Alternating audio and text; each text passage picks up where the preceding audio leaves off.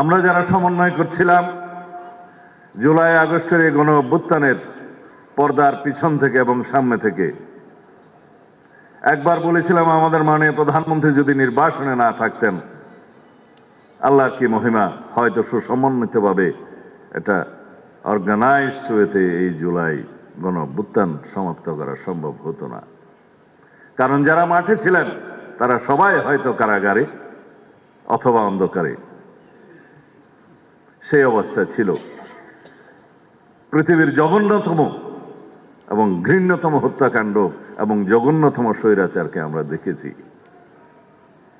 যদি আমরা আয়নাগরে যাই, যেখানে আমার 61 দিনের অভিজ্ঞতা আছে, সেখানে একটা জানোয়ার 24 ঘন্টা থাকতে পারে না, আমরা সেখানে থেকেছি। আমার ভাই মীর কাসেম, তার ছেলে মীর কাসেম আলীর ছেলে মীর আহমদ ব্যারিস্টার, এখন এমপি, এখনো ট্রমাটাইজ। ব্যারিস্টার আরমান, সরি, কারণ ওর বাপের বন্ধু ছিলাম, আমি একসাথে জেল খেটেছি, তার নামটাই আসে কেবল মীর কাসেম আলীর। কাশিমপুর কারাগারে ছিলাম। তিনি আমাকে বলেছিলেন, আমি বললাম ভাই কেন ফেরত আসলেন? তিনি বললেন আমি যদি না আসবই আমার ছেলেটাকে ধরে নিয়ে যাবে। ফাঁসি তো তার হলো, কিন্তু ছেলেকেও তো ধরে নিয়ে গেল। আমি একটা জ্বলন্ত ইতিহাস, জীবন্ত ইতিহাস। বাবা এই জন্যই ফিরে এসেছিলেন তার সন্তানকে রক্ষা করার জন্য, কিন্তু সন্তানকে রক্ষা করতে পারে না। সেরকম একটা স্বৈরাচারের কবল থেকে মুক্তির পরে আমরা যদি বলি জুলাই কার, জুলাই কার, তাহলে জুলাই আমাদের কারোই থাকবে না। এই অবস্থা থেকে আমাদের মুক্তি পেতে হবে। পৃথিবীতে অনেক জাতি আছে স্বাধীনতার জন্য শতবর্ষ সংগ্রাম করে, কোনোদিন স্বাধীনতা পায় না। শতাব্দীর পর শতাব্দী চলে যায়,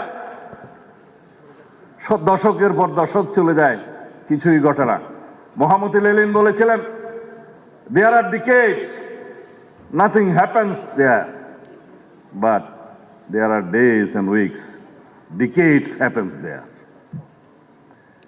কোন কোন দশক আছে, দিন আছে, সপ্তাহ আছে, যেখানে শতাব্দী ঘটে যায়। আমরা সেই শতাব্দীকে নিয়ে এসেছি। নিউটনের কোন আপেল নয় আন্দোলন এবং বিপ্লব, গণ অভ্যুত্থান।